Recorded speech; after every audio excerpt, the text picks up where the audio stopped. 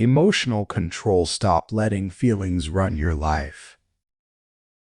Your feelings are not a reliable guide to reality. This is the statement that most people resist because the feelings do not feel unreliable. They feel precise, vivid, and accurate. The fear feels like an accurate assessment of genuine danger. The anger feels like the correct response to a genuine injustice. The certainty accompanying a strong emotion feels like the evidence that the emotion is accurately tracking something real. The internal experience of emotional conviction is compelling. It has a quality of direct perception, of contact with truth that most abstract reasoning cannot match. And that is exactly the problem. The compelling quality of emotional conviction is not correlated with the accuracy of what the emotion is representing. The most strongly felt certainty and the most mistaken certainty are subjectively indistinguishable. Both arrive with the same quality of obvious rightness. Both generate the same impulse toward action.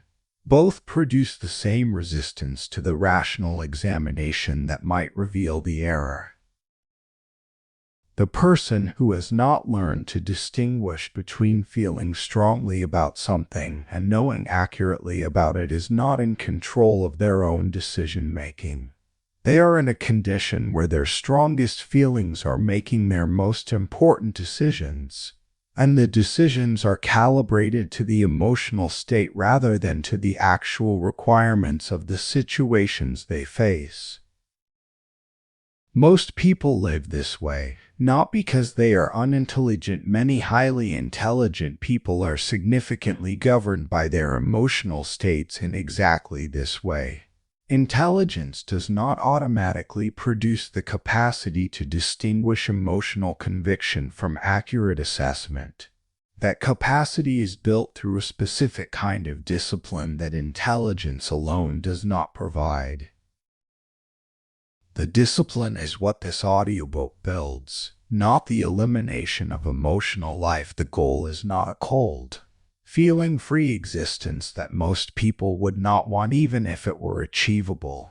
The development of a different relationship to emotional experience, one in which the feelings are fully present and genuinely informative, but in which they do not automatically become the governing authority for decisions, communications, and behavior. 10 chapters, each layer a deeper development of the capacity to be moved without being governed. By the end, you will have a more accurate relationship to your own emotional life, understanding what feelings are reliably tracking and what they are distorting, knowing when to act on them and when to examine them further, and living with the specific freedom that comes from not being at the mercy of whatever your most recent strong feeling happens to be.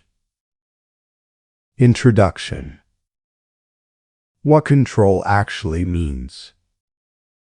Emotional control is frequently misunderstood, and the misunderstanding is costly because it causes people to pursue something that does not exist or does not help. The version of emotional control that most people imagine is the suppression of emotional experience, the achievement of a state in which strong feelings no longer arise, in which the person is no longer moved by what moves most people, in which the emotional dimension of experience has been reduced or eliminated in the interest of consistent, rational behavior. This version is not what this audiobook builds. It is not achievable in any sustainable way for most people, and even to the degree it can be approximated, it is not helpful. The elimination of emotional experience removes genuine information from the cognitive process and produces a specific kind of rigidity that makes both thinking and relationships worse. Genuine emotional control is something different. It is the developed capacity for a specific relationship between emotional experience and behavioral response, a relationship in which the emotional experience is fully present and fully felt, but in which it does not automatically become the direct governor of behavior. The feeling is received, it is examined, its informational content is extracted, and then crucially the choice of what to do with the information is made by the deliberate mind rather than by the automatic output of the emotional state itself. This relationship is not natural. The default is the direct path from feeling to behavior, the rapid, automatic, pre-deliberate translation of emotional state into behavioral output. Building the alternative requires the specific practices that the 10 chapters of this audiobook describe. But the alternative, once built, is not a constant struggle. It becomes the new natural, the way of being in relationship to emotional experience that feels right and that produces consistently better outcomes than the default did. Chapter 1 begins with the foundational examination. What are feelings, exactly? And why are they so convincingly unreliable as guides to reality? Chapter 1. The illusion of emotional truth. What you feel is not always the truth, but it almost always feels like it is. To understand why feelings feel true, why emotional conviction carries this specific quality of direct access to reality that other forms of knowing often lack, it helps to understand what feelings actually are at the functional level. Feelings are not perceptions of external reality in the way that vision or touch are. They are the outputs of a rapid evaluation system that is continuously processing incoming information against the stored record of past experience and generating, based on that processing, an assessment of what the current situation means for your well-being, your safety, your goals, and your relationships. The assessment is real. It is based on real information, the incoming sensory data about the current situation, filtered through the accumulated pattern library of past experience. It is genuinely informative about something. The problem is that what it is informative about is not always the objective features of the current situation. It is frequently the degree to which the current situation resembles past situations that were significant, dangerous, rewarding, or threatening, regardless of whether the resemblance is deep and meaningful or superficial and coincidental. The emotional system does not distinguish between the deep resemblance and the superficial one. It responds to pattern matching, and pattern matching is not always accurate pattern recognition. The current situation that triggered the fear response because it shares surface features with a past dangerous situation may be entirely safe. The person who triggered the anger response because they share behavioral patterns with a past person who genuinely caused harm may be doing something entirely different. The situation that triggered the excitement response because it resembles a past rewarding situation may be genuinely different in the ways that matter most. The feeling generated by the inaccurate pattern match is subjectively identical to the feeling generated by the accurate one. Fear triggered by a genuinely dangerous situation and fear triggered by a superficially similar but actually safe situation feel the same from the inside. The emotional system does not tag its outputs with confidence levels or accuracy assessments. It generates the feeling, and the feeling arrives with the same quality of conviction regardless of how well elaborated the underlying pattern matching was. This is why feelings feel convincing. They feel convincing because the subjective experience of emotional conviction is a feature of how feelings work, not a signal of how accurate they are. The conviction is built into the delivery mechanism. It is not evidence of truth. Why emotions feel convincing is therefore not a mystery once the mechanism is understood. The emotional system was shaped to produce rapid, decisive behavioral responses to significant situations. Decisive behavioral responses require conviction, the state of certainty that bypasses the deliberation that would slow the response. The conviction is the delivery mechanism for the rapid action, not the certification of accuracy. In the situations the system was shaped for, the physical threats, the social crises, the immediate resource opportunities that required fast response, the conviction despite uncertainty was adaptive. A fast wrong response to a potential predator is better than the slow right assessment. Speed was survival. In the more complex, less immediately physical situations that constitute most of modern life, the same conviction despite uncertainty is frequently maladaptive. The fast wrong assessment of a complex social situation leads to responses that worsen the situation. The fast wrong evaluation of a multivariable decision produces choices that serve the emotional state rather than the actual requirements of the decision. The speed that was survival in the original context is counterproductive in the contexts that actually matter most. Emotional distortion of reality is the specific mechanism through which feelings produce systematically inaccurate perceptions of situations. And understanding the specific distortions is the first step toward correcting for them. The most pervasive distortion is amplification and minimization. The emotional state makes some features of the situation more prominent and others less visible. In the specific direction the emotional state points, fear amplifies threats and minimizes resources. Anger amplifies the injustice and minimizes the other party's perspective and legitimate interests. Excitement amplifies the potential upside and minimizes the genuine risks. Each emotional state is a selective spotlight that illuminates some features of the situation while creating shadows over others. The person who is perceiving the situation through the selective spotlight of an activated emotional state is not perceiving the full situation. They are perceiving the emotionally filtered version, the version that confirms and intensifies the emotional state rather than the version that would allow the most accurate assessment. And the decisions they make from that perception are calibrated to the filtered version, not to the actual situation. A second major distortion is temporal compression. The activated emotional state compresses the time horizon of consequence evaluation.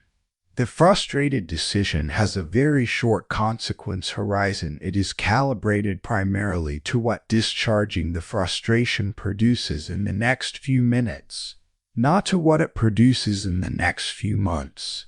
The anxious decision is calibrated primarily to what relieves the anxiety in the immediate term, not to what serves the actual goals the anxious situation is connected to.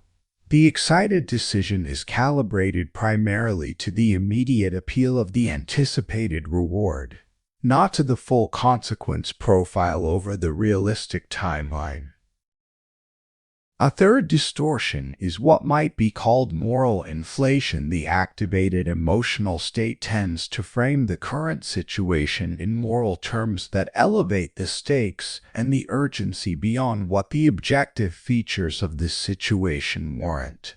The frustration becomes an injustice. The anxiety becomes a genuine danger. The resentment becomes a legitimate grievance that requires redress. These moral framings feel entirely accurate from inside the emotional state. They are often significantly overstated relative to the actual moral features of the situation. Separating feelings from facts is the foundational practice that all the subsequent chapters build on. The specific cognitive act of distinguishing what the emotional system is generating as its assessment from what the objective, observable features of this situation actually are.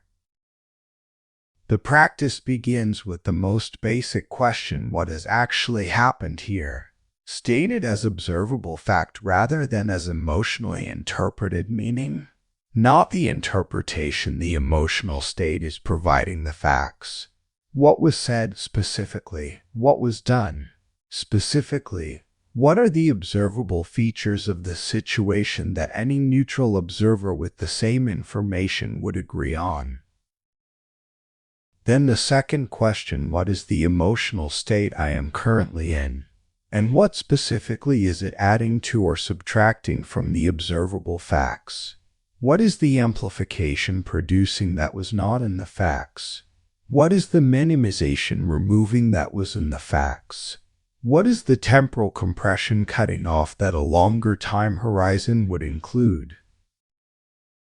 This two-step practice, stating the observable facts, then identifying what the emotional state is adding, does not eliminate the emotional response. It creates the critical distance between the feeling and the perception of reality that allows the deliberate mind to engage with the actual situation rather than with the emotionally filtered version of it. The control begins here, not in the suppression of the feeling, but in the refusal to let the feeling's version of reality go unexamined. Chapter 2. Why feelings mislead decisions. The worst decisions are almost never the result of bad information. They are the result of emotional interference with good information. This is the chapter that makes the costs of emotional governance most concrete. Not the abstract argument that feelings distort reality, the specific examination of how emotional states produce systematically poor decisions across the domains that matter most: relationships, career, finances, and the management of the everyday difficulties that constitute the substance of a life. The core mechanism was introduced in Chapter 1. The emotional state filters the perception of the situation, producing the emotionally amplified version rather than the accurate one, and the decision is then made from the filtered perception. The result is a decision calibrated to the emotional state rather than to the actual situation, a decision that would be different, and usually better, if it were made from the unfiltered perception. But the mechanism runs deeper than simple perceptual filtering. The emotional state does not only change what information is perceived, it changes the entire decision process, including the option range considered, the evaluation criteria applied, and the threshold of evidence required before committing to a choice.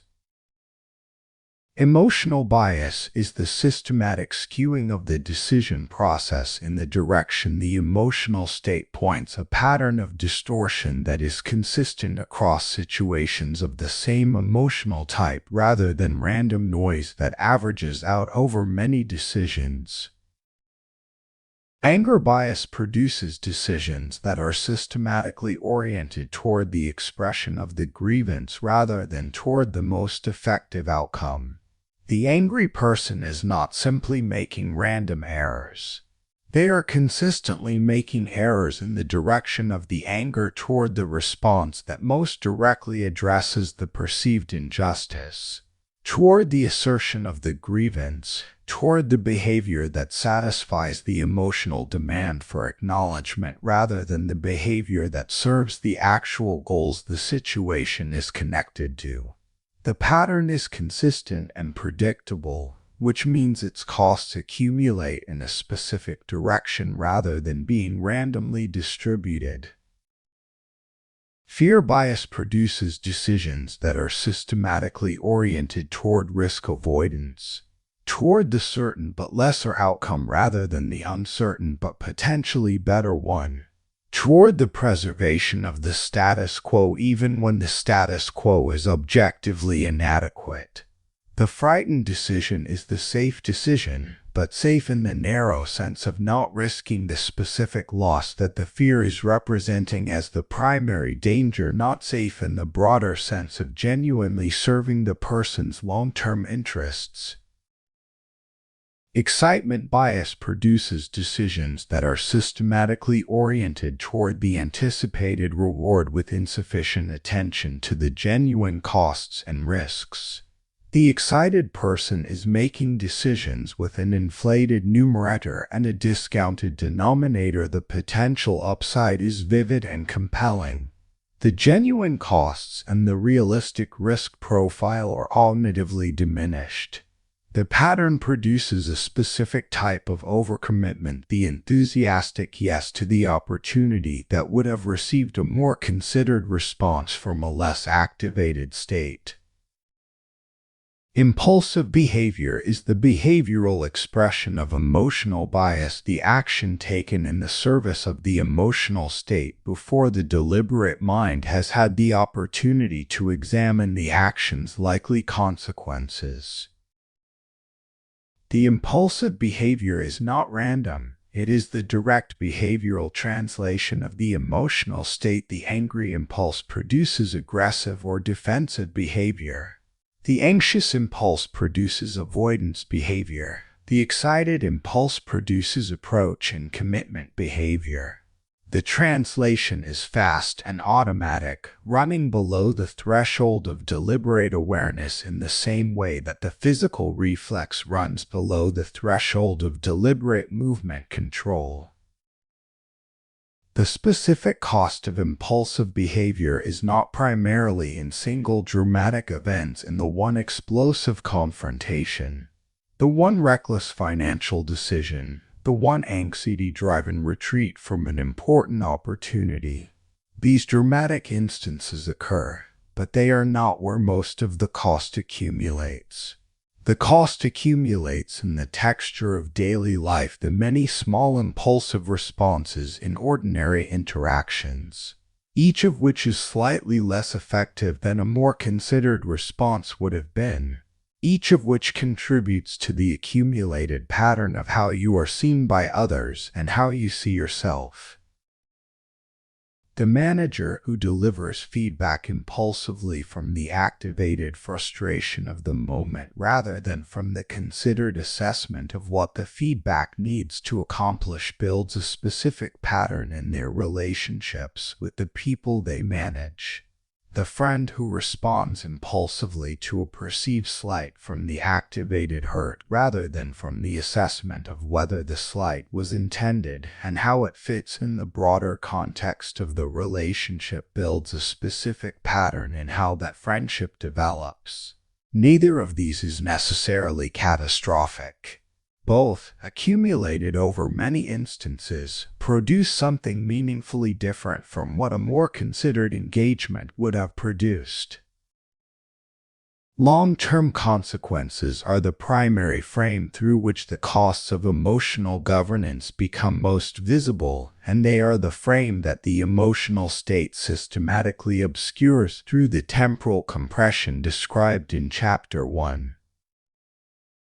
The emotionally governed decision is calibrated to the short-term consequences, what discharges the current activation state, what produces the immediate relief or the immediate satisfaction, what addresses the most pressing emotional demand in the present moment. The long-term consequences are present in the decision environment, but they are cognitively discounted. They receive less weight in the decision calculation than a clear-eyed, non-activated assessment would give them. The specific discipline that counteracts this temporal compression is the deliberate extension of the consequence horizon before any significant decision.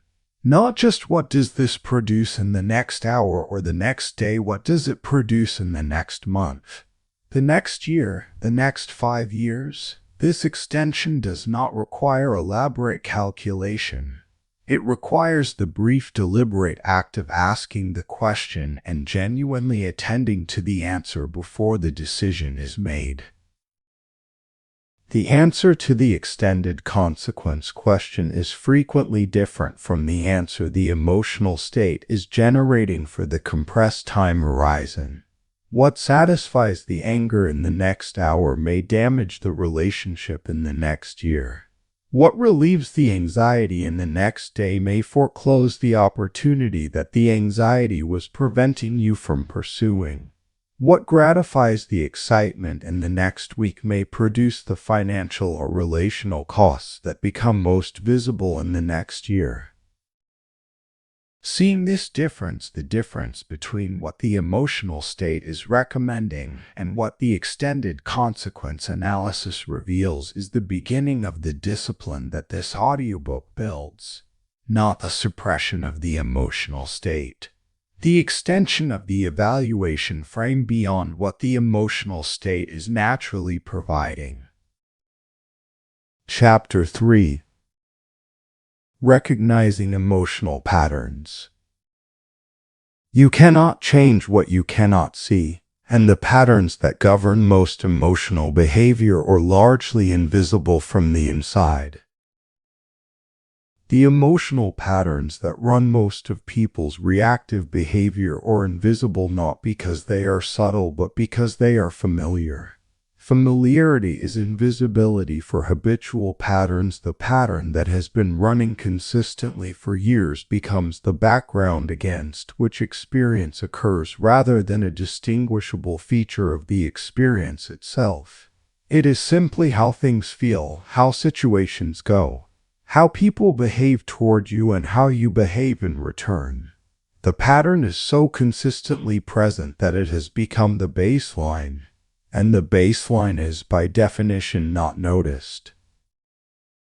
Making the invisible visible, bringing the automatic emotional patterns into the deliberate awareness where they can be examined and, when necessary, modified, is the core project of this chapter. The examination is the prerequisite for everything else. You cannot work with a pattern you cannot see.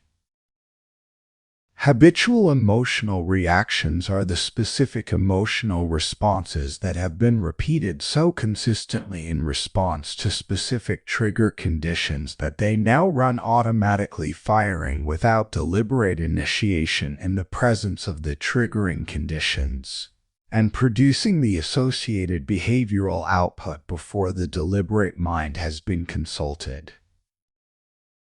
The habitual emotional reaction is not the same as the appropriate emotional response.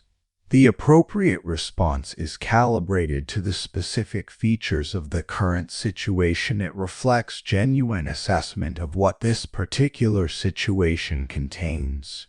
The habitual reaction is calibrated to the generic features of situations of this type, based on the accumulated pattern of past responses.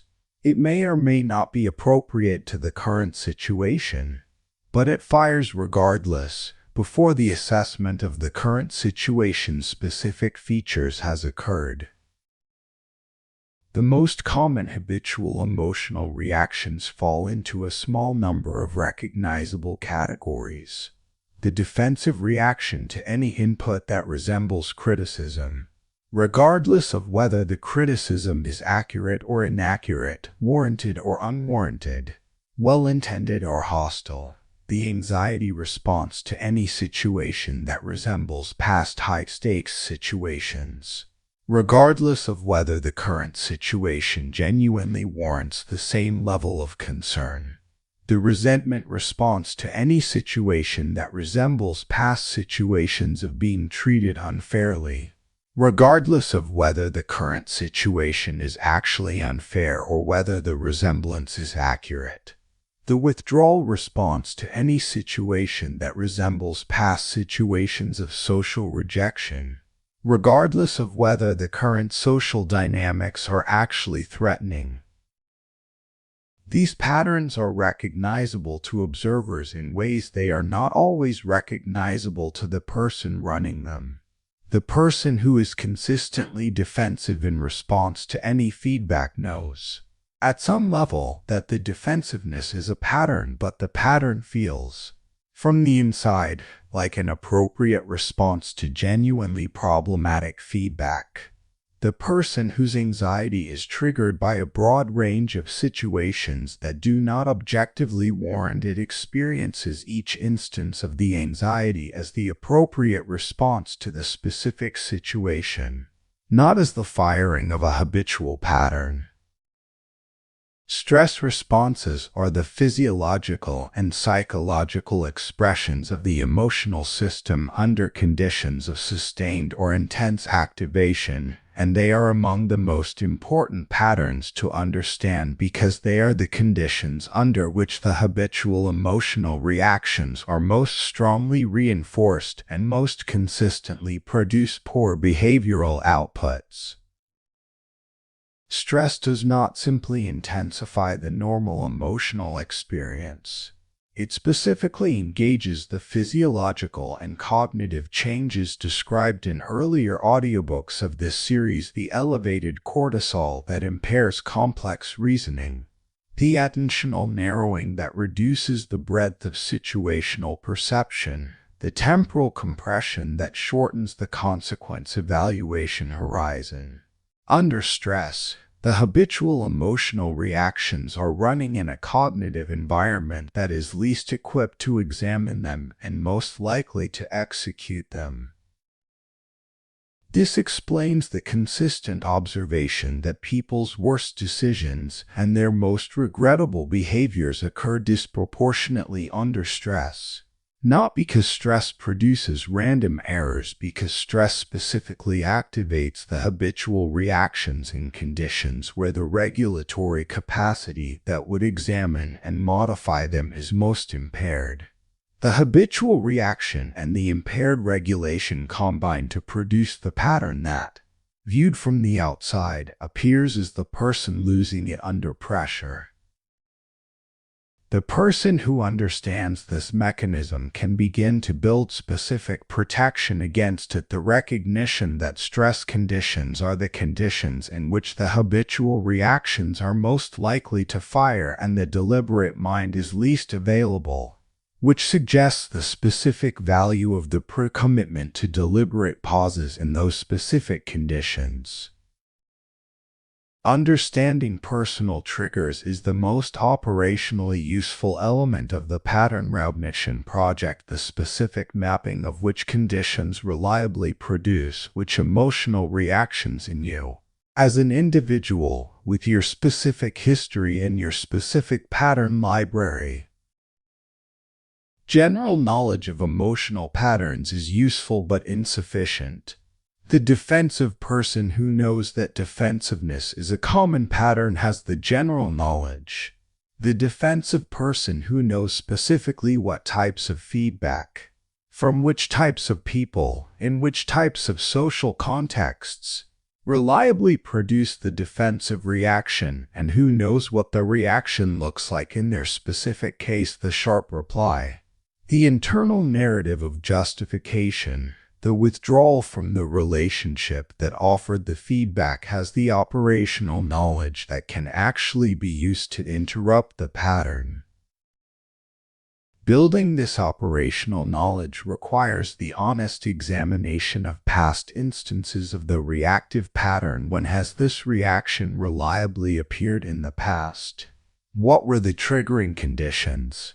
What were the immediate behavioral outputs? And what were the consequences? What did the reaction produce in the relationship, in the situation, in the longer trajectory of whatever the instance was part of? This examination is not comfortable. The honest review of habitual emotional reactions often reveals costs that the in-the-moment rationalization of the reaction concealed. The defensiveness that felt like appropriate self-assertion produced a pattern of feedback avoidance in others that has limited the quality of the information you receive.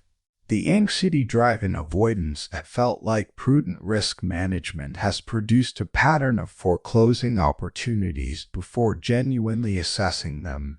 The resentment that felt like legitimate grievance has shaped the quality of the relationships it ran through. The discomfort of this review is exactly what makes it necessary. The pattern that is not examined continues unchanged.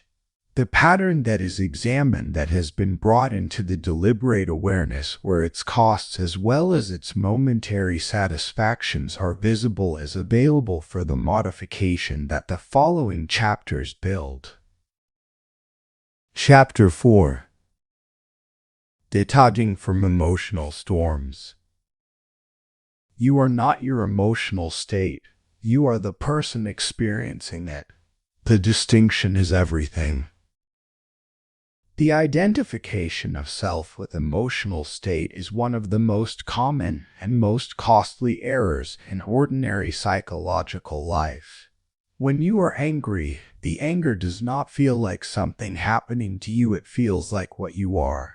The anger has merged with the identity, and the changer's demands feel like your own demands.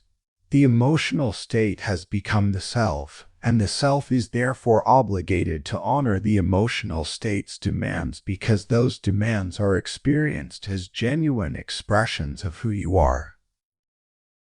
This merger is the mechanism that makes emotional governance so difficult to interrupt from the inside. If the anger is you, then not acting on the changer's demands feels like betrayal of yourself. If the anxiety is you, then not allowing the anxiety to govern your choices feels like denial of something genuinely important. The identification makes the emotional state feel like an authority rather than an input. The detachment practice challenges this identification directly. Not by claiming that the emotional state is not real or not important. The feeling is real, and it carries information. By restoring the distinction between the person who is feeling the emotional state and the state itself, you are the one who is feeling this. You are not the feeling. The feeling is something you are experiencing, and the experiencer is not identical to the experience. Observing emotions is the specific cognitive practice that instantiates this distinction, the shift from being inside the emotional experience to having a vantage point from which the experience can be seen. The observer position in relation to an emotional state is the same meta-level cognitive position described in earlier audiobooks of this series applied to internal rather than external experience. Just as the observer in a social interaction maintains a position from which the interaction can be seen rather than only being inside it, the emotional observer maintains a position from which the emotional state can be seen rather than only being inside it. The emotional experience is fully present in both cases. The difference is the relationship to the experience immersed and identified in the default case, observing and distinct in the practiced one. The practice of observing emotions begins with the simple, consistent act of naming the emotional state that is present, not analyzing it, not generating the narrative about why it is present, what it means, and what it requires, simply naming it. I am experiencing anger. There is anxiety present here. What I am feeling right now is resentment. The naming creates a minimal but real cognitive distance. The named state is cogitified slightly, placed in front of the observer rather than being the co-observer's entire reality. This minimal distance is the beginning of the observer position. It does not require elaborate practice or special conditions. It requires the consistent application of the naming practice in the ordinary moments when emotional states are present, building the habit through accumulated repetition until the naming becomes the natural first response to the presence of an emotional state rather than the direct translation of the state into behavior. Mental distance is the developed capacity to maintain the observer position across the full duration of an intense emotional state, not just at the moment of initial naming but throughout the experience, holding the distinction between the self and the state as the state runs its course. Mental distance is difficult to maintain in the conditions where it is most needed: the intense emotional storms, the overwhelming experiences, the sustained high activation states, because the intensity of the experience produces a gravitational pullback into the fully identified, immersed position. The anger at its peak is the most compelling argument for the identification. It has the most conviction, the most urgency, the strongest felt sense of the obligation to act. The practice for maintaining mental distance under intensity is not primarily cognitive. It is physiological: the deliberate engagement of the physical regulatory mechanisms that reduce the intensity of the activation, the slow breath that engages the parasympathetic system, the deliberate reduction of physical tension, the slowing of movement and speech pace. These physical practices reduce the physiological intensity of the emotional state, which reduces the strength of the gravitational pull toward identification, which makes the maintenance of the observer position less effortful. The sequence is physiological regulation first, which reduces the intensity, then the naming practice, which reestablishes the observer position, then the deliberate assessment, which engages the slow modes processing with the no reduced intensity emotional state. In the fully overwhelmed condition, the physiological regulation is the prerequisite for everything else. Without it, the cognitive practices are competing with a physiological intensity that consistently outweighs them. Calm awareness is the sustained quality of attention that the mental distance practice produces over time, the ongoing, somewhat detached attentiveness to emotional states that characterizes the person who has built the observer relationship to their own emotional experience.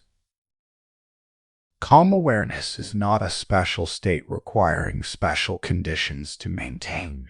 It is the ordinary attentional quality of the person who has consistently practiced the naming and observing practices, who habitually notices what emotional states are present without being immediately consumed by them, who has the ongoing sense of being the one who is experiencing the feelings rather than being the feelings themselves. This quality of awareness produces a specific kind of cognitive freedom: the freedom to choose what to do with emotional information rather than being automatically governed by it, not the absence of emotional experience. The maintained capacity to respond to emotional experience from the perspective of the observer who has choices, rather than from the perspective of the identified state that has only the demand for its own expression. The observer is not distant from the emotional life. They are present with it in a way that the fully identified person never can be, because they can see it clearly, engage with it honestly, and use its information deliberately, rather than being governed by it while simultaneously being unable to examine it from the outside. Full immersion in the emotional experience is not deeper engagement with it. It is a specific kind of blindness to what the experience actually is. Chapter 5. Rational Thinking. Thinking beyond your feelings is not a denial of them. It is the discipline that keeps them from becoming the only thing you see. The word rational has accumulated some cultural baggage that is worth addressing directly before this chapter proceeds.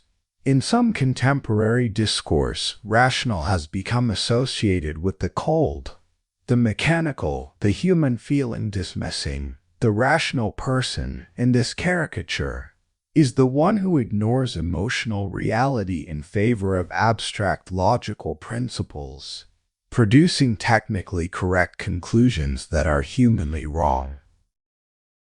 This is not what rational thinking means in the context of this audiobook. And the distinction matters. Rational thinking is not thinking without emotional input. It is thinking in which the emotional input is received as information, as genuinely relevant data about what you value, what you fear, what matters to you, and then processed alongside all the other relevant information in a way that gives each input appropriate rather than automatically dominant weight. The rational thinker takes emotional information seriously. They do not allow it to foreclose the consideration of other information. Thinking beyond feelings is the specific practice of ensuring that the emotional state's perspective is one input in the decision process rather than the only input, that the consideration extends beyond what the emotional state is making vivid and visible to include the features of the situation that the emotional state is making less visible. This extension requires, first, the awareness that the emotional state is making some things more vivid and other things less visible. The recognition, built through the practices of the preceding chapters, of the specific distortions that the current emotional state is producing. Second, the deliberate act of asking what those less visible features are and attending to them with the same quality of consideration that the emotional state is automatically directing toward the more visible ones. In practice, this means asking, in any significant decision situation, what is this situation's emotional logic? What is the emotional state recommending and why? And what is the situation's objective logic? What would a person with complete information and no activated emotional state assess as the most accurate description of this situation and the most effective available responses to it? The two answers are not always different. When they are, the difference is the most important information available. It is the signal that the emotional state is applying a distorting lens to the situation. Objective evaluation is the specific practice of assessing a situation on the basis of its observable, factual features rather than on the basis of what the emotional state is making most prominent. The foundation of objective evaluation is the Fata-Pingen distinction applied to emotional perception.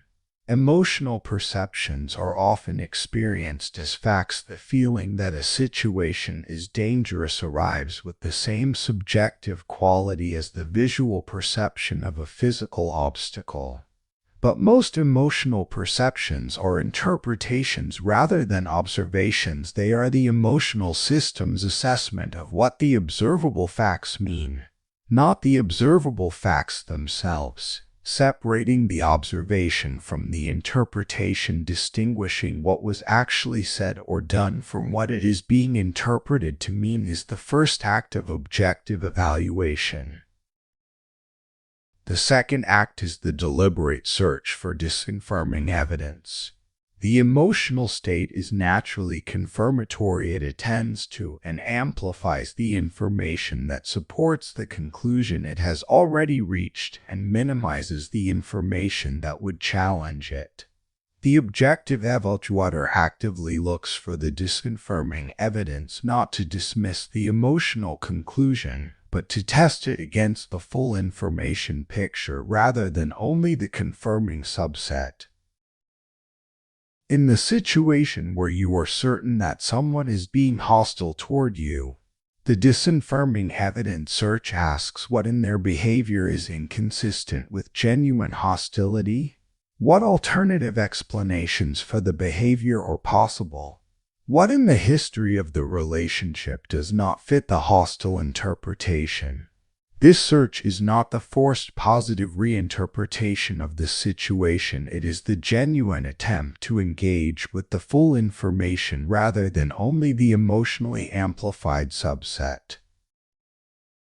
Logical decision-making is the application of the objective evaluation practice to the specific challenge of choosing what to do, the process of selecting among available options on the basis of their actual likely consequences, rather than on the basis of which option best satisfies the current emotional state. Logical decision-making does not require the elimination of emotional preference from the decision process. Emotional preferences contain genuine information about values and priorities that the purely analytical approach would miss. They require that the emotional preference be one considered input rather than the automatic governor, that it be weighed against the other relevant considerations rather than simply executing itself because it arrived first and felt most convincing.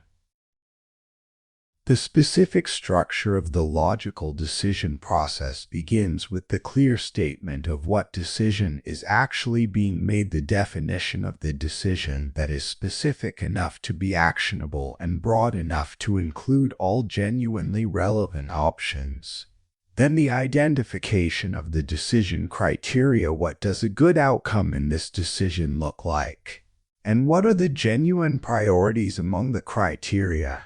Then the evaluation of available options against those criteria, including options the emotional state is not naturally generating, which are often the most interesting ones. And finally, the selection based on the evaluation rather than on the prior emotional preference. This process is not always available in its full form in every decision situation. Some decisions must be made quickly, with incomplete information, under conditions that do not permit extended deliberation. In those conditions, the abbreviated version of the process is still more effective than pure emotional governance. The single question of what criteria actually matter here, applied briefly before the decision is made, produces a consistently better calibration than the unexamined emotional recommendation. The person who has built the rational thinking practice is not a different kind of person from the emotionally engaged person. They are the same person with an additional capacity, the ability to think beyond the emotional state's recommendation in the moments when the extended thinking produces a better answer. The emotional life continues in its full richness. The decisions, in the moments that matter most, are no longer made by whatever feeling happened to be most activated at the time. Chapter 6. Emotional discipline. Discipline is not the suppression of emotional life. It is the governance of what the emotional life produces as behavior. The word discipline applied to emotional life tends to produce the wrong associations: the clenched jaw suppression, the stiff upper lip denial of feeling, the performance of imperviousness that prevents genuine connection and authentic engagement. This is the wrong image, and it produces the wrong goal. What this chapter builds is not the suppression of emotional experience. It is the specific, developed capacity to receive the emotional experience and govern what it produces as behavioral output. The distinction between the experience and the output is where the discipline lies. The experience happens, it is automatic, involuntary, produced by the same biological mechanisms that keep the heart beating and the lungs breathing, not chosen, not preventable through an act of will. The output, what the experience translates into as words, decisions, actions, and treatment of other people, is where choice is genuinely available. The discipline is the development of the regulatory capacity that governs the translation from experience to output.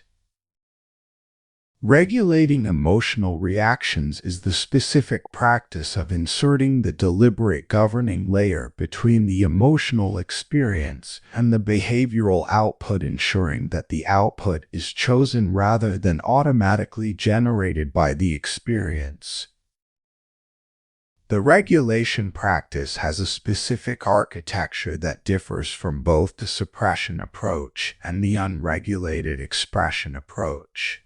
Suppression attempts to prevent the emotional experience from producing any output at all. It holds down the expression, consuming significant regulatory resource in the sustained effort to prevent what the system is generating from appearing in behavior.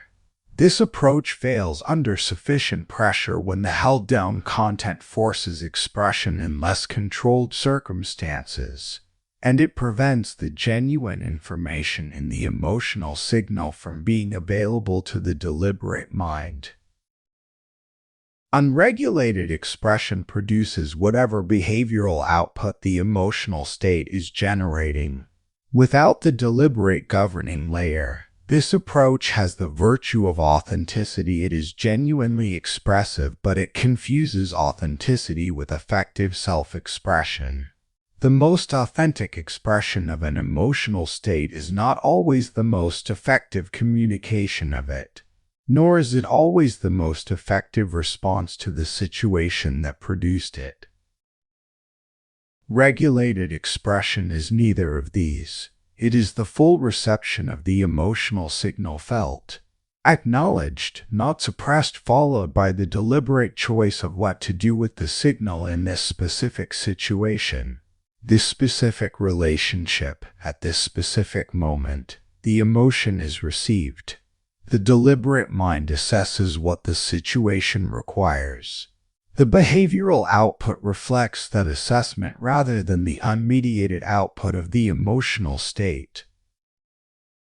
Self-control habits are the behavioral routines that make the regulation practice automatic rather than effortful. The developed patterns of behavior that implement the regulation without requiring the continuous expenditure of deliberate cognitive resource.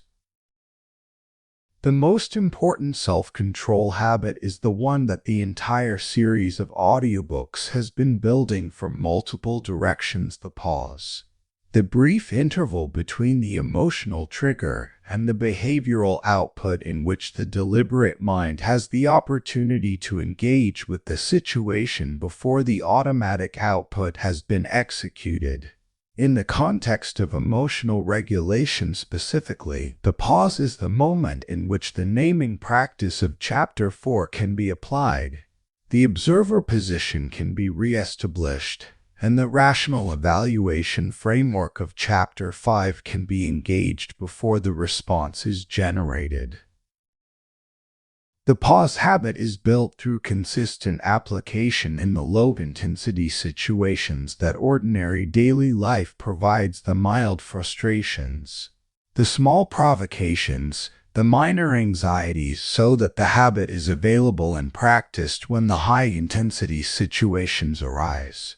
The person who has practiced the pause consistently across many low-intensity instances has a stronger habit available in the high-intensity moment than the person who has understood the principle but not practiced it across the ordinary situations that build it. A second self-control habit is the pre-commitment to specific behavioral patterns in the situations that reliably produce the most difficult emotional activations. Pre-commitment is the decision made in the calm state about how to behave in the activated state before the activation has occurred. The person who is pre-committed to not sending emails written in anger until they have reviewed them the following day has removed the need for in-the-moment deliberate regulation of the angry email impulse. The commitment was made in the calm state, and it governs the activated state without requiring the full deliberative effort that the in-the-moment regulation would need. Pre-commitment is one of the most reliably effective self-control tools available precisely because it reduces the demand on in-the-moment regulatory capacity, the resource that is most scarce in exactly the high activation conditions where the behavioral outputs are most in need of regulation. Making the commitment when regulation is easy to govern the situation where regulation is hard. is the structural intelligence of the pre-commitment approach. Emotional maturity, in the context of emotional discipline, is the quality of the person who has built enough of the regulation practice that the governance of emotional output is reliable across the full range of conditions, not just when conditions are comfortable and the emotional activation is modest, but in the difficult conditions that reliably produce the strongest activations. The mature regulation is not perfect regulation. The person who has built genuine emotional discipline still experiences intense emotional states, still has the moments when the activation is high enough to challenge the regulation. The difference from the less disciplined person is not the absence of those moments, but the consistency of the return, the speed and reliability with which the regulation recovers after the high-intensity moment, and the quality of the behavioral output during the high-intensity moment, even when the regulation is under its greatest stress. Emotional discipline is built through the same process as all the capacities in this series, the consistent practice in the ordinary moments of ordinary days, building the neural infrastructure that makes the regulation progressively more automatic and progressively less risk or intensive. The discipline does not arrive at a completion point.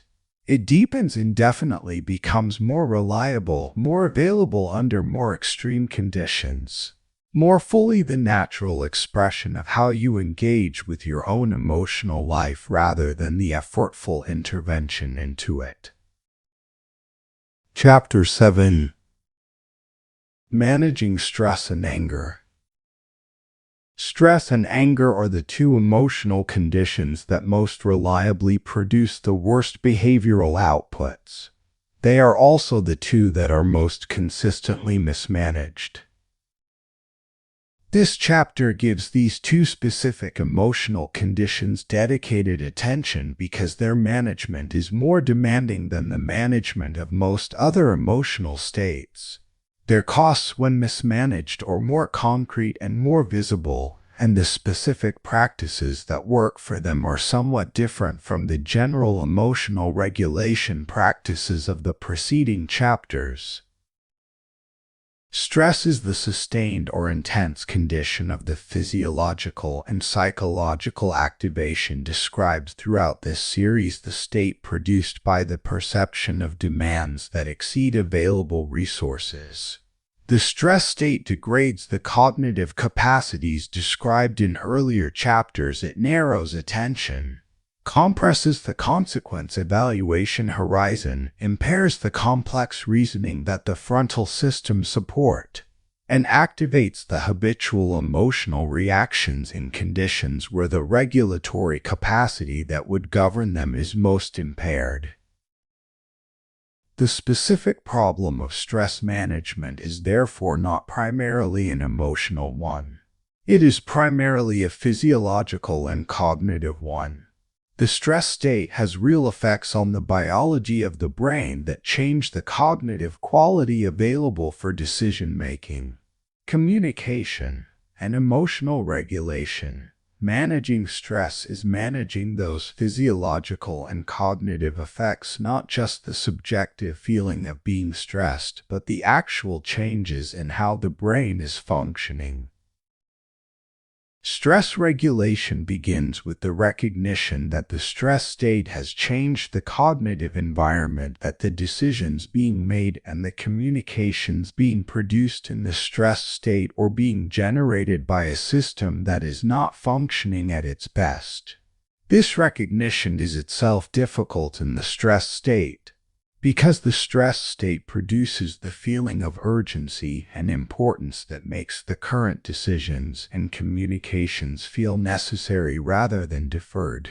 The recognition that the current cognitive quality is poor enough to warrant deferral is precisely the kind of high-quality cognitive assessment that the stress state makes less available. The pre-commitment approach from Chapter 6 is therefore especially valuable for stress management. The decision made in the calm state to defer significant decisions and communications until the stressed state has resolved. Committed to firmly enough that the urgency of the stressed state cannot override it. Not all decisions can be deferred. Genuine urgency exists and must be responded to. But the vast majority of decisions and communications that feel urgent in the stressed state are not actually urgent in the objective sense, and deferral would consistently produce better outcomes than stressed state execution. The physiological practices that directly reduce the stress state: the breath regulation, the deliberate physical slowing, the engagement of the parasympathetic regulatory system are the most immediate tools available when deferral is not possible and the decision or communication must be managed in the stressed state. These practices change the actual physiological substrate of the decision, not just the subjective feeling. Their effects are real and consistent, and they are available in a very short time. A few minutes of deliberate breath regulation produces measurable changes in the physiological state that underlie the cognitive quality of subsequent processing. Anger control is a more specific and more demanding practice than general stress management because anger has a specific feature that most other emotional states do not. It generates a felt rightness, a sense of moral justification that makes the anger's demands feel like genuine obligations rather than impulses to be governed. The moral inflation of anger described in Chapter 1 is its most distinctive and most difficult feature. When angry, the anger does not feel like a state to be regulated. It feels like an accurate perception of injustice that demands appropriate response. The demand for expression feels like the demand of genuine ethics rather than the demand of an activated emotional state. This framing makes the anger's insistence on expression feel like integrity rather than like reactive behavior.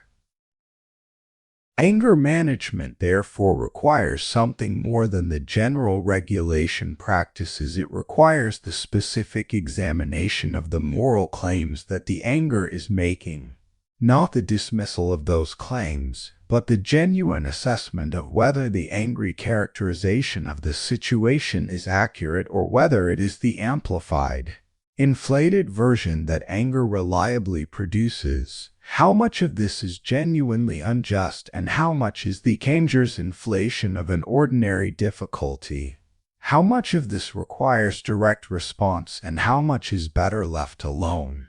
How much of this is about the current situation, and how much is the activation of a habitual pattern triggered by a surface resemblance to past situations? The honest answers to these questions, available from the observer position that Chapter 4's practices build, almost always reveal that the anger's version of events is somewhat overstated. Not that there is no genuine grievance, often there is. But the anger has inflated the magnitude, compressed the context, and simplified the other party's perspective in ways that make the angry response more certain of its own rightness than the actual situation warrants. Calm thinking in heated moments is the integration of everything the preceding chapters have built, applied to the specific conditions of the high-intensity emotional moment, the conditions where the emotional state is most compelling and the deliberate mind is most pressured to defer to it. The practice in the heated moment is not primarily cognitive. It is sequential and begins with the body. The deliberate breath first, the physical slowing second. Only then the naming this is an intense emotional state, not an accurate perception of reality. Only then the question what is actually here, separated from what the state is adding. The sequence matters because the cognitive practices require a minimum of physiological regulation to be accessible. Attempting them without the physiological foundation first is attempting cognitive work in the most cognitively impaired condition. The heated moment will still be heated after these practices. The anger or the stress will not have disappeared. The quality of the thinking available will be better. The option range will be slightly wider. The consequence evaluation horizon will be slightly longer. And the probability of the behavioral output being something that serves the genuine purpose rather than just discharging the activation will be meaningfully higher. That is the entire goal, not the elimination of the emotional state, but the maintained access to the deliberate mind alongside it. Chapter 8. Calm Awareness. Calm awareness is not the absence of feeling. It is the quality of attention that sees feeling clearly rather than being consumed by it. This chapter develops the positive quality that all the preceding chapters have been building toward, not just the absence of the reactive default, not just the practiced interruption of automatic emotional patterns, but the specific quality of attentiveness that makes the relationship to emotional experience genuinely different from the one that most people have. Calm awareness is the ongoing, somewhat detached, genuinely attentive quality of noticing what emotional states are present, what they are tracking, what information they contain, and what they are adding to or subtracting from the observable features of the current situation. It is the continuous, low-effort expression of the practices built in chapters 3 and 4, the pattern recognition and the observer position, running as a natural feature of ongoing experience rather than as an occasional deliberate intervention. The person with calm awareness is not in a special state. They are fully engaged with whatever they are doing, fully present in whatever interaction they are in, fully experiencing whatever emotional life the current circumstances are producing. What is different is the quality of the engagement. It is accompanied by the ongoing, light-touch attentiveness to the emotional dimension of the experience that keeps the observer position available even in full engagement. The awareness is the background condition, not a foreground effort. Mindful perception is the specific attentional quality that produces calm awareness, the practice of attending to what is actually present, including the emotional dimension of what is present, with a quality of openness that neither amplifies nor suppresses what is being observed. The amplifying error in emotional attention is the rumination that intensifies emotional states by directing sustained deliberate attention toward them in a way that reinforces and extends the experience. The anxious person who analyzes the anxiety in a way that generates more anxiety. The sad person whose review of the sad situation produces more sadness. The resentful person whose rehearsal of the grievance produces more resentment. These attentional patterns are not the neutral observation of the emotional state, they are the deliberate cultivation of it through selective, confirmatory attention. The suppressing error is the deliberate non-attention that attempts to prevent the emotional state from being fully experienced. This is the effort to not feel, to push away the feeling, to avoid the attention that would make the feeling more vivid. The suppressing error, as noted throughout this series, consumes regulatory resource and tends to produce the return of the suppressed content in more intense or less controlled forms. Mindful perception navigates between these two errors through the specific quality of open, non-greetive observation. The emotional state is attended to fully, not pushed away, not analyzed in a way that intensifies it. Simply observe this is what is present. This is the quality and character of this emotional experience. This is what it feels like to be in this state. The observation itself, without the amplifying or suppressing interference, allows the emotional state to run its natural course to peak and reduce, as all emotional states do when not artificially maintained by the attentional patterns that extend them. Emotional observation is the sustained application of mindful perception to the emotional dimension of ongoing experience, the practice of maintaining the observer position in relation to emotional states as they arise and pass in the course of ordinary daily life. The primary challenge of emotional observation in daily life is the frequency and rapidity of emotional state changes in ordinary social interaction. The emotional system is continuously generating responses to incoming stimuli, evaluating, comparing, assessing threat and opportunity, registering the relational significance of others' behavior. This continuous generation produces a continuous stream of emotional microstates, most of which pass rapidly and require nothing more than the light touch awareness of their presence and content. The emotional observer maintains this light touch awareness across the continuous stream, noticing what arises without being captured by it, registering the information without amplifying it into full-scale activation, allowing what passes to pass without extending it through ruminative attention. The practice is not dramatic. It is the quiet, continuous maintenance of the background awareness that all the preceding chapters have been building toward.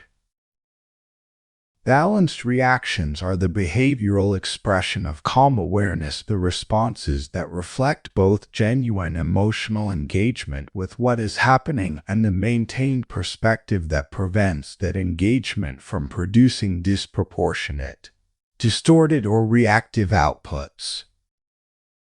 Balance in emotional reaction is not the suppression of emotional response or the reduction of emotional intensity. It is the calibration of the response to what the situation actually warrants, neither more nor less than the genuine features of the situation call for. The balanced reaction to genuinely frustrating news is genuinely frustrated, but proportionately so, not the amplified, morally inflated frustration that the unregulated emotional response would produce.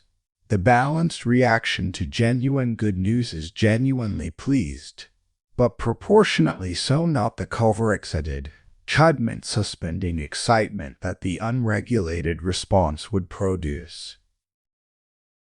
The development of balanced reactions is the cumulative result of the practices built across all the preceding chapters: the separation of facts from feelings, the objective evaluation, the observer position, the regulation practice, the specific management of stress and anger.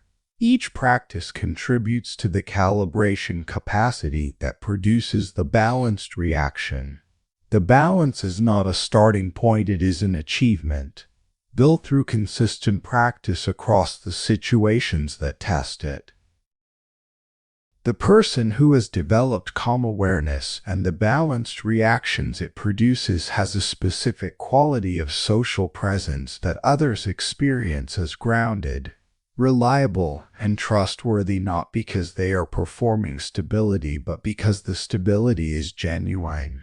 The consistency of their emotional engagement across the full range of conditions, including the difficult ones, communicates something specific and valuable. This person will engage with what is actually there rather than with their activated response to it. That quality is rare, and it is built, not found. Chapter 9. Emotional maturity.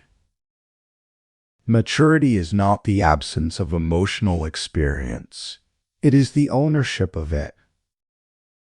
The concept of emotional maturity is one of the most frequently referenced and least precisely defined in ordinary discourse about psychological development. It is used to describe everything from the ability to delay gratification to the capacity for empathy to the willingness to take responsibility for one's behavior. All of these are related to the concept, but they are symptoms rather than the core of it. The core of emotional maturity, as the chapter's hook names it, is ownership, the specific taking of responsibility for one's emotional life and its behavioral expressions. The immature relationship to emotional experience is characterized by attribution. The emotional state and its behavioral consequences are attributed to external causes, to other people's behavior, to circumstances, to situations over which the person had no control. The anger is caused by what they did. The anxiety is caused by the difficult situation. The defensive behavior is caused by how they treated me. These attributions are often partially accurate. External events do contribute to emotional states, but they are always partially inaccurate, because the emotional state that the external event produced is filtered through the specific pattern library, the specific sensitivities, and the specific habitual reactions of the person experiencing it, not just transmitted directly from the external event. Responsibility for emotions is the ownership dimension of emotional maturity, the acknowledgement that while external events contribute to emotional states, the quality and intensity of the emotional response, and certainly the behavioral output it produces, are governed by the internal architecture of the person experiencing them. This acknowledgement is uncomfortable for several reasons. It removes the simplicity of the external attribution. If the emotional state is at least partly the product of my own internal architecture, then I am at least partly responsible for managing it rather than simply waiting for the external conditions to change. It requires the honest examination of the internal architecture, the patterns, the sensitivities, the habitual reactions that the external attribution allows the person to avoid, and it places the agency for change in the right place with the person whose internal architecture is producing the experience rather than in the external conditions that the external attribution implies must change for the emotional experience to be different. The ownership is not self-blame. The patterns that constitute the internal architecture were developed through experience and are, in important respects, not the product of deliberate choice. The person who has a strong defensive reaction to criticism developed that reaction through specific experiences that produced it. They did not choose to be defensive, but they are the person whose internal architecture is producing the defensiveness, and they are the person who must work with it if the pattern is to change. The ownership is the acknowledgement of this agency, the placement of the responsibility for working with the pattern where it actually lives. Psychological growth is the specific kind of development that the ownership and responsibility practices produce, the genuine change in the internal architecture itself rather than simply the management of its outputs. Psychological growth is different from behavioral change. Behavioral change is the modification of behavioral outputs through the application of deliberate regulation. The person who has learned to pause before responding in anger is making behavioral changes. This is genuine and valuable. But if the pause is the only change, if the internal pattern is unchanged and only the behavioral expression is being managed, the change is effortful and fragile.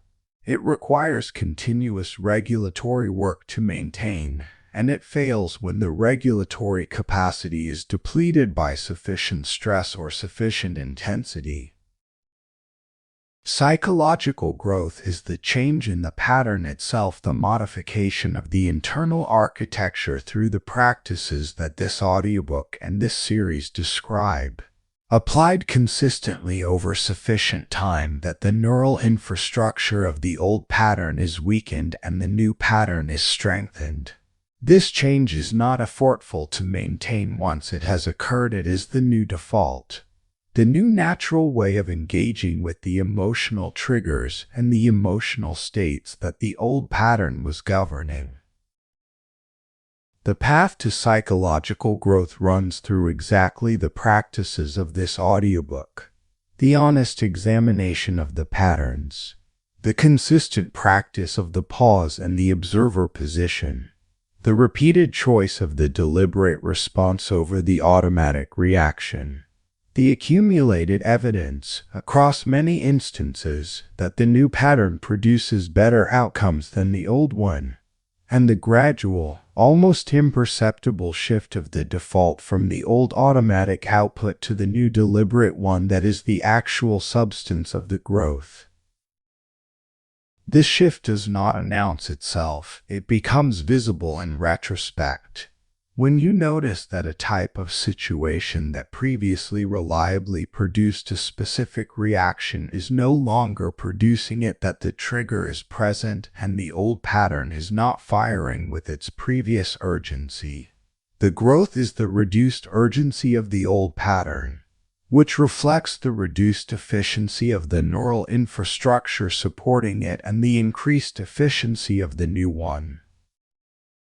Self-awareness is the ongoing practice that makes psychological growth possible. The sustained, honest attention to the internal architecture that allows the patterns to be seen, the growth to be tracked, and the areas that still need work to be identified. Self-awareness in this context is not the general introspective quality of the person who thinks a lot about their own experience. It is the specific functional awareness of the emotional patterns, the triggers, the habitual reactions, and the behavioral outputs that constitute the personal emotional architecture. It is the knowledge that comes from the honest examination described in Chapter 3, updated continuously through the ongoing practice of the observer position developed in Chapter 4. And applied specifically to the tracking of what is changing through the practice and what is not yet changing. The self-aware person has an accurate model of their own emotional functioning, not idealized, not self-referential in an unproductive way, but accurate. They know which triggers are still reliable, which patterns are still strong, which regulatory capacities are most developed and which still need work. This accuracy is the foundation of the ongoing practice. Without it, the practice is generic rather than targeted, addressing general emotional regulation rather than the specific patterns that most need the work. With it, the practice is precisely directed at the internal architecture that the person actually has, which makes it more efficient and more effective. Chapter 10. The freedom of emotional control. Freedom is not the absence of feeling. It is the absence of being governed by feeling against your own will. The word freedom in the title of this chapter is chosen precisely. The life lived without emotional control is not an unconstrained life. It is a life constrained by the emotional patterns, the habitual reactions, the triggered responses that run automatically in the presence of their triggers regardless of whether the person, in their more reflective moments, would choose to run them. The person governed by their emotional states is not free to engage with their own life according to their own considered values and intentions. They are at the mercy of whatever their most recent strong feeling happens to be. This is a specific kind of unfreedom, one that is often not recognized as such because it feels, from the inside, like being responsive to genuine emotional truth. The reactive person experiences their emotional governance not as constraint but as authenticity. They are being true to what they feel, not suppressing the genuine responses in favor of some artificial composure. The feeling is real and they are honoring it. The problem with this framing is that the feelings being honored are not a reliable guide to what the person actually values and actually wants from their life. As Chapter 1 established, feelings are the outputs of a pattern-matching evaluation system, not direct perceptions of truth. Honoring them unconditionally is honoring the outputs of a system that was calibrated in the past, by past experience, in response to past conditions, a system that may or may not be accurately tracking what is genuinely important in the current situation. The freedom that emotional control produces is the freedom from this automatic governance by patterns calibrated in the past, not the freedom from feeling the feelings continue in their full richness.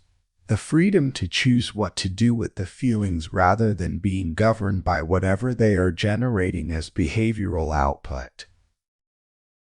Independence from emotional chaos is the specific form of this freedom that becomes most visible in the lives of people who have developed genuine emotional control over time. Emotional chaos is the condition of the life organized primarily around managing the fallout from emotionally governed decisions and behaviors. The relationship conflicts produced by reactive communication, the professional difficulties produced by impulsive behavior in high-stakes situations, the lost opportunities produced by anxiety-driven avoidance, the damaged trust produced by the inconsistency that emotional governance reliably produces across different conditions, the energy consumed by the continuous work of managing the consequences of the reactive pattern rather than by the genuine pursuits that the person, in their more reflective moments, actually values. The person who has developed emotional control does not eliminate difficulty from their life. Difficulty is intrinsic to any engaged life. What they eliminate is the specific category of self-generated difficulty, the difficulty that is not produced by external circumstances but by the own reactive patterns that produce poor behavioral outputs in the presence of their triggers. This category of difficulty is surprisingly large in most people's experience, and its reduction produces a significant increase in the actual quality of the life and the availability of genuine energy for genuine pursuits. Clear thinking is the cognitive freedom that emotional control produces alongside the behavioral one, the capacity to perceive situations accurately and think about them with the quality of processing that the full, non-distorted information base enables. The person with genuine emotional control thinks more clearly not because their intelligence has changed, but because the filters through which the intelligence was processing information have been made less distorting. The fear filter, the anger filter, the excitement filter, the resentment filter, all of the systematic distortions that emotional states apply to incoming information are still present in their functioning but are applied with less automatic dominance. The full picture is more available. The options not initially generated by the emotional state are more accessible. The consequence evaluation extends further in time. The disconfirming evidence receives a quality of attention more proportional to its actual relevance. The practical result is a consistently higher quality of decision-making across all the domains where decisions matter, the relationship decisions that reflect genuine values rather than the patterns calibrated by past experience. The professional decisions that reflect accurate assessment of the actual situation rather than the emotionally filtered version. The personal decisions that reflect genuine long-term intentions rather than the short-term preferences of the current emotional state. Living with stability is the culminating quality that emotional control produces in the full span of a life. The specific steadiness of character and consistency of engagement that is the long-term expression of the discipline that this audiobook has been building. Stability in this sense is not flatness or the absence of variation in emotional experience. The stable person has a rich and varied emotional life. They are genuinely moved by what is moving, genuinely engaged by what is engaging, genuinely challenged by what is genuinely difficult. What is stable is the character that engages with all of this, the consistent values, the reliable behavioral patterns, the maintained standards that do not shift with every change in the emotional weather. The stable person is recognizable by their consistency across conditions. The comfortable conditions and the uncomfortable ones do not produce dramatically different people. The approval and the disapproval do not produce dramatically different behaviors. The success and the difficulty do not produce dramatically different characters. This consistency is not the performance of equanimity, it is the genuine expression of an internal architecture that has been built to be consistent rather than to mirror the current emotional state. This architecture is what the 10 chapters of this audiobook have been building, layer by layer. The understanding of what feelings actually are and why they feel more convincing than they deserve. The specific examination of how emotional bias misleads decisions. The honest recognition of the personal patterns that constitute the reactive default. The observer position and the detachment practice. The rational thinking framework. The discipline of regulating emotional outputs. The specific management of stress and anger. The calm awareness that is the ongoing expression of all of this. The ownership and growth practice of emotional maturity. And now the freedom that the built discipline produces. The freedom is not the end state of a completed project. It is the ongoing quality of the life lived with genuine emotional discipline, a quality that deepens with continued practice, that becomes more natural and more reliable with each additional layer of work, and that produces, over a life, the specific difference between living at the mercy of your emotional patterns and living with the genuine governance of your own considered values and intentions. Stop letting feelings run your life is not an instruction to stop having feelings. It is the invitation to become the person who decides what happens with them. Closing. The life you build from here. 10 chapters, 1 fundamental reorientation. The reorientation is from a life in which feelings happen and behavior follows automatically, to a life in which feelings happen and the person who is having them decides what to do about them. The content of the emotional life does not change. The relationship to it does, and the relationship is everything. Chapter 1 established the foundational disruption. What you feel is not always the truth.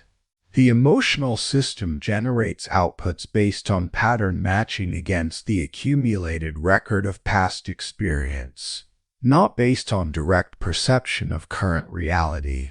The outputs feel convincing because they are designed to feel convincing. The conviction is the delivery mechanism for rapid action, not the certification of accuracy. The emotional distortions amplification, minimization, temporal compression, moral inflation or specific and learnable, which means they are correctable once recognized, and the most fundamental practice separating the observable facts from what the emotional state is adding to them. Chapter 2 made the costs of emotional governance concrete and specific. The emotional bias that skews decision processes systematically in the direction the emotional state points. The impulsive behaviors that accumulate their costs in the texture of daily life rather than in single catastrophic events, and the temporal compression that consistently discounts the long-term consequences that more dispassionate assessment would weigh more heavily. The corrective is the deliberate extension of the consequence horizon, the question of what this produces not in the next hour, but in the next year. Ask genuinely before the decision is made. Chapter 3 built the self-knowledge that makes the correction possible, the honest mapping of the specific habitual emotional reactions, the specific stress response patterns, and the specific personal triggers that constitute the individual emotional architecture. Not general knowledge of how emotional patterns work, specific operational knowledge of which conditions reliably produce which reactions, what the reactions look like in the specific case, and what they produce as behavioral and relational consequences. This self-knowledge is the prerequisite for everything else. You cannot interrupt what you cannot see. Chapter 4 built the observer position, the specific cognitive relationship to emotional experience in which the self and the state are maintained as distinct rather than merged into identification. The naming practice as the minimal viable expression of the detachment. The physiological regulation as the prerequisite for maintaining mental distance under intensity, and the calm awareness that results from consistent practice, the ongoing, background-level attentiveness to the emotional dimension of experience that keeps the observer available even in full engagement. Chapter 5 developed rational thinking as the positive cognitive practice that the observer position enables thinking beyond the emotional state's recommendation by deliberately extending the assessment to the features of the situation the emotional state is making less visible. Objective evaluation through the fat-up-engine distinction and the deliberate search for disconfirming evidence. Logical decision-making as the process that makes the emotional preference one considered input rather than the automatic governor.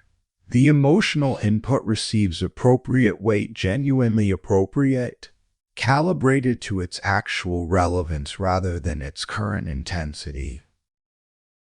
Chapter 6 built the regulatory architecture that makes all of this sustainable across the full range of daily conditions, the emotional discipline that governs behavioral output without suppressing emotional experience.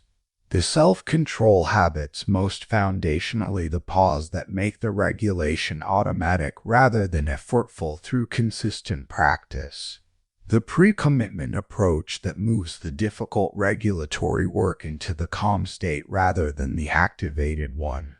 And emotional maturity as the quality that results from the consistent practice of regulation across the full range of emotional conditions, including the most demanding ones. Chapter 7 gave dedicated attention to the two emotional conditions that most reliably produce the worst behavioral output: stress and anger. Stress as a physiological and cognitive condition, not just a subjective feeling, that degrades the cognitive quality available for decisions and regulation. The pre-commitment approach and the physiological practices as the primary tools for stress management.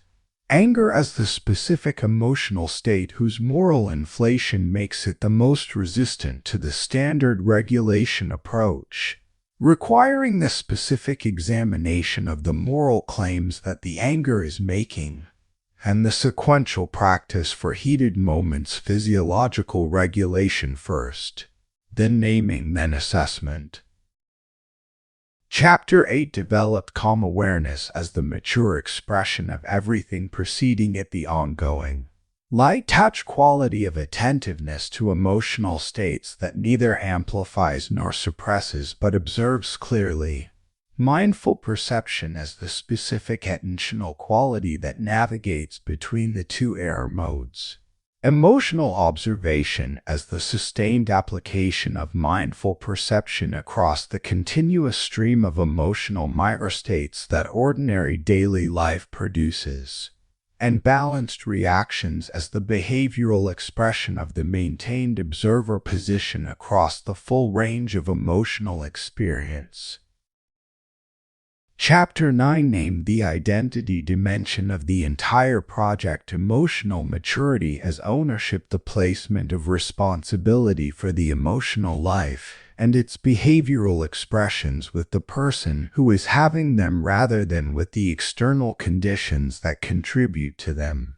Psychological growth as the change in the internal architecture itself, not just the management of its outputs. And self-awareness as the ongoing practice that makes growth possible, the accurate, honest, continuously updated model of the personal emotional architecture that directs the practice where it is most needed. And Chapter 10 named the destination the freedom of emotional control, the freedom from automatic governance by patterns calibrated in the past, which is the specific freedom that makes genuine engagement with genuine values and genuine intentions possible. Independence from the emotional chaos that reactive behavioral patterns reliably produce. Clear thinking made possible by less distorting filters. And the stability that is the long-term expression of the consistent, practiced relationship between emotional experience and behavioral response. The work of this audiobook is not complete. No single listening produces the transformation it describes. The transformation is in the practice in every instance of the pause applied in ordinary daily life. Every application of the observer position, every deliberate extension of the consequence horizon before a significant decision, every examination of the moral claims that an intense emotional state is making. Each of these is a training session. Each training session is an increment of the neural infrastructure that makes the new relationship to emotional experience progressively more natural and progressively less effortful. And the accumulation of many increments across ordinary days and ordinary situations over months and years is the transformation. The feeling arrives. You notice it. You name it. You see what it is adding to the situation. You choose what to do with it. That sequences the entire discipline, practiced across every ordinary moment, until the feeling no longer decides. You do.